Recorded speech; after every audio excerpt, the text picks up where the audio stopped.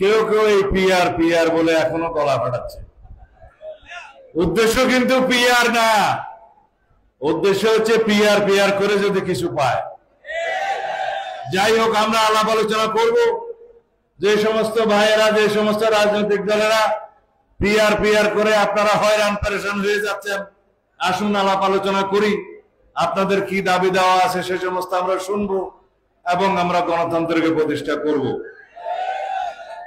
অধিকার আদায়ের জন্য, কথা বলার জন্য, সমাবেশের অধিকারের জন্য, এই মানুষের কথা বলার অধিকার প্রতিষ্ঠার জন্যই তো আমরা সংগ্রাম করেছি, রক্ত দিয়েছে।